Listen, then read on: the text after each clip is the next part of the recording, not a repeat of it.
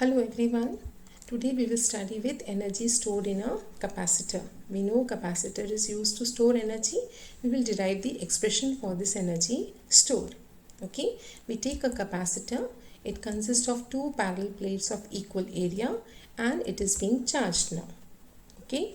When the capacitor charges, there is a potential difference between the plates. Okay.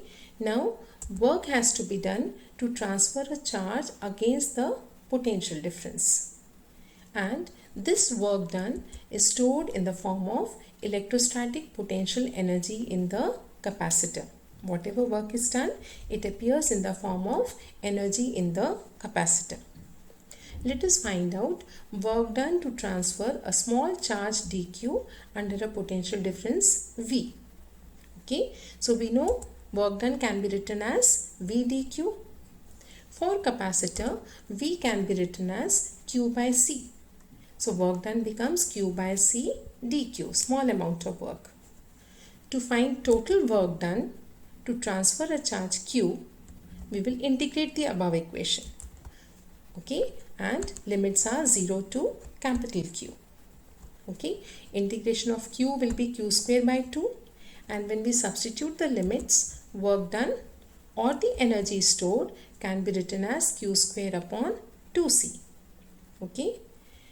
Q is equals to CV for a capacitor of capacitance C. Q can be written as CV, and hence the energy also could be expressed as half CV square. Okay. So we can write energy as Q square by 2C or half CV square. Even we can write in terms of Q and V. So if we eliminate C को हम क्या लिख सकते हैं? C को लिख सकते हैं Q upon V. तो एनर्जी का फॉर्मूला क्या आ जाएगा? Half QV. Okay, so energy stored in the capacitor can be expressed as half Q square by C, half CV square, or as half of QV. Okay.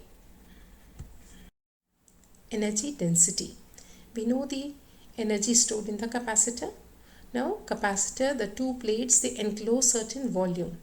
So energy density is expressed as energy per unit volume, represented by U bar. It is energy per unit volume. Now we know energy is half CV square. In this equation, C can be written as epsilon naught A by D. We have already seen the formula for capacity of a parallel plate capacitor, epsilon naught A by D. We also know V is equals to E into D. This was an important relation.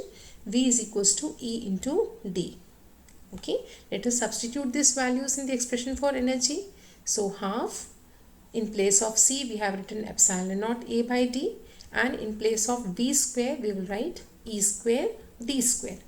So D cancels off and we are left with half epsilon naught A D into E square.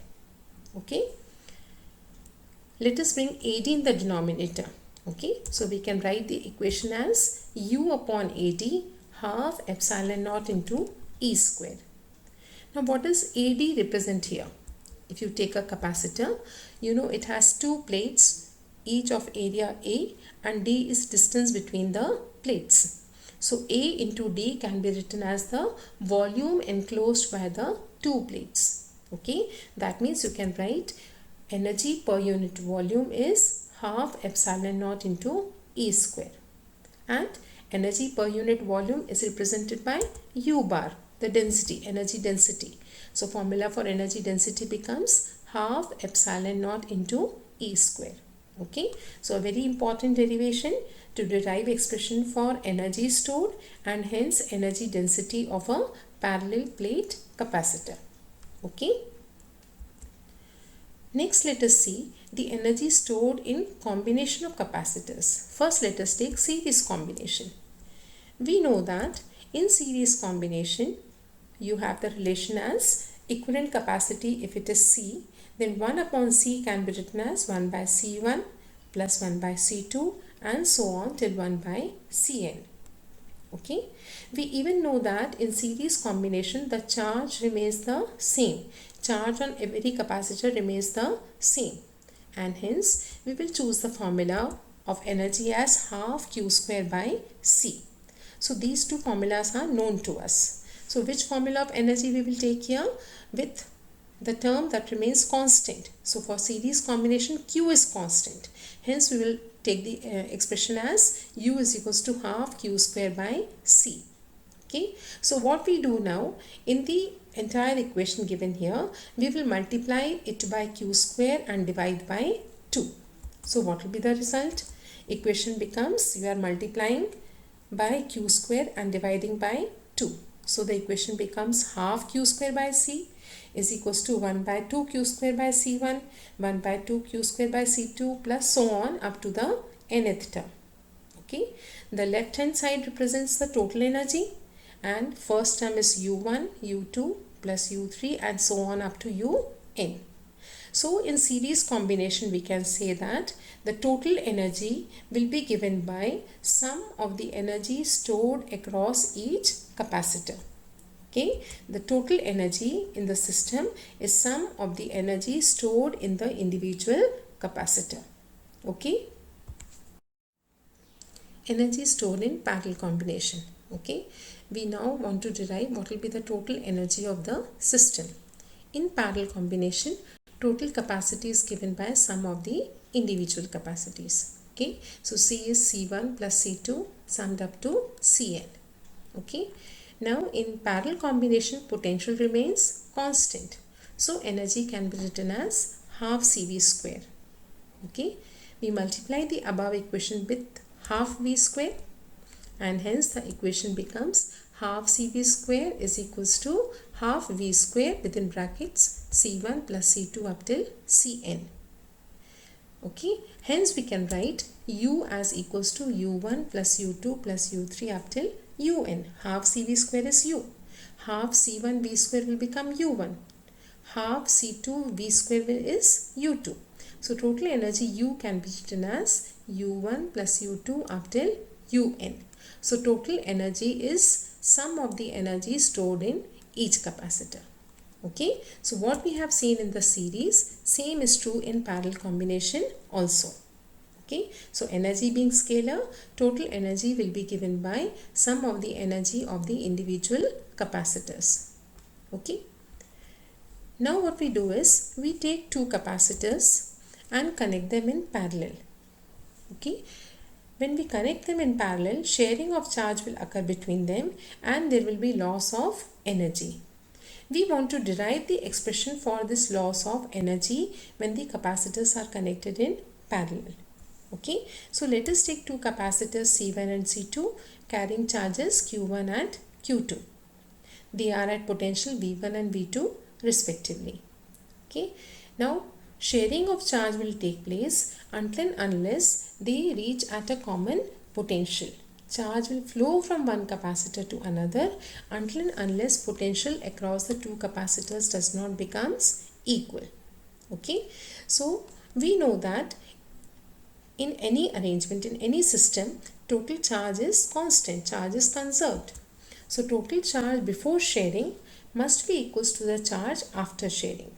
Okay, before sharing, charges are Q1 and Q2. Q1 can be written as C1V1 and Q2 can be written as C2V2. So total charge becomes Q1 as C1V1, Q2 is C2V2. So total becomes C1V1 plus C2V2. And after sharing, both the capacitors have same potential. So total capacity is C1 plus C2 and potential is V. Okay. Hence, what can you write common potential V as? V becomes C1V1 plus C2V2 upon C1 plus C2. Okay. So this is the common potential reached when the capacitors are connected in parallel. Okay. Let us write expression for energy before sharing. Okay, so total energy will be given by half C1 V1 square plus half C2 V2 square. Energy across each capacitor added up gives us the total initial energy. Okay, now when they are connected in parallel, total energy after sharing will be half C1 plus C2. Total capacity is C1 plus C2 into V square, where V is the common potential. Okay, let us substitute the value of V, expression for V. So half C1 plus C2 within bracket C1 V1 plus C2 V2 upon C1 plus C2 the whole square. Okay, so this is the final energy. Okay, now if there is loss of energy, means we'll find out the difference and we'll find out Ui minus Uf. Let us write the expression. The loss of energy will be Ui minus Uf, and when we simplify this, result is C1 C2 within brackets V1 minus V2 the whole square upon 2 C1 plus C2. Now capacity is a positive quantity, hence C1 C2 upon 2 C1 plus C2 is positive. Next term is V1 minus V2 the whole square. So whether V1 is greater than V2 or V2 is greater than V1, V1 minus V2 the whole square will turn out to be positive. Hence Ui minus Uf is greater than 0. So this implies Ui is greater than Uf. है ना, आपने difference निकाला Ui minus Uf, तो ये 0 से ज़्यादा आ रहा है, क्यों? क्योंकि पॉजिटिव आ रहा है.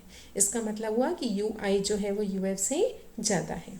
That means whenever sharing of charge takes place, there will be loss of energy. And where will this energy go? It will appear in the form of heat. Okay, it appears as heat and the wire connecting the two capacitors become hot. So this shows that there is loss of energy in the process of sharing of charges. Okay.